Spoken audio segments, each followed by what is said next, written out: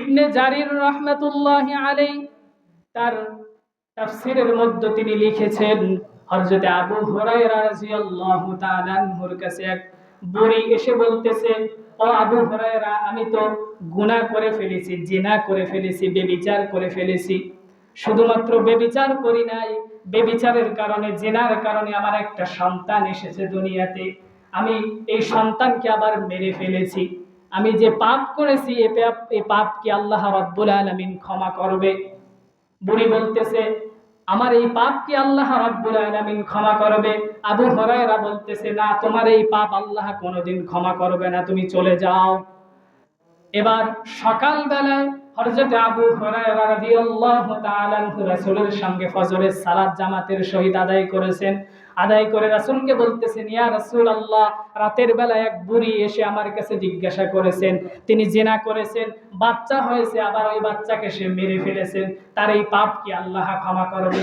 এবার আল্লাহর রাসূল বলতেছে, ও আবু হুরায়রা, যাও তার কাছে গিয়ে বলো, সে যদি সঠিকভাবে তওবা করে আল্লাহর দিকে ফিরে আসতে পারে, তাহলে আল্লাহ রাব্বুল আলামিন তার পাপসমূহ হয়তো ক্ষমা করে দিবে। আবু হুরায়রা সঙ্গে সঙ্গে দৌড় দিয়ে চলে গেলেন যে, হায় আফসোস, আমি কি করে ফেলেছি। বুড়ি তো টেনশনে পড়ে গেছে হয়তো। তিনি সঙ্গে সঙ্গে বুড়িকে খুঁজতে খুঁজতে রাস্তার মধ্যে পেলেন এবং বললেন, তোমার পাপ আল্লাহ ক্ষমা করতে পারে যদি তুমি আল্লাহর কাছে খাস দিলে তওবা করে ফিরে আসতে পারো। তাহলে বোঝা গেল, পাপ করলে এই পাপ থেকে ফিরে আসার একটা রাস্তা আছে, আছে কি নেই? সেটা কি? তওবা। কি করতে হবে? তওবা করতে হবে। রাসূলের কাছে এক বৃদ্ধ এসে বলল, ইয়া রাসূলুল্লাহ, আমার জীবনে তো আমি এমন কোন গুনাহ নাই যে গুনাহ আমি করি নাই।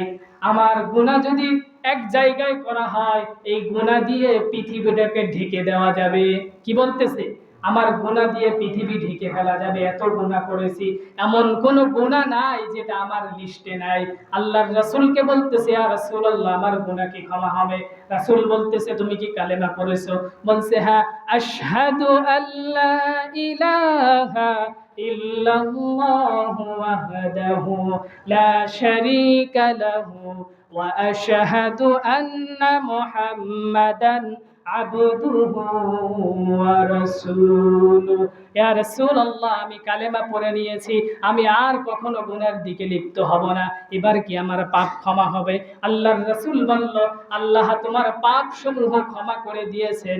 শুধু ক্ষমা করে দেয়নি, আল্লাহ রাব্বুল আলামিন তোমার ওই পাপগুলো নেকি দ্বারা পরিপূর্ণ করে দিয়েছেন।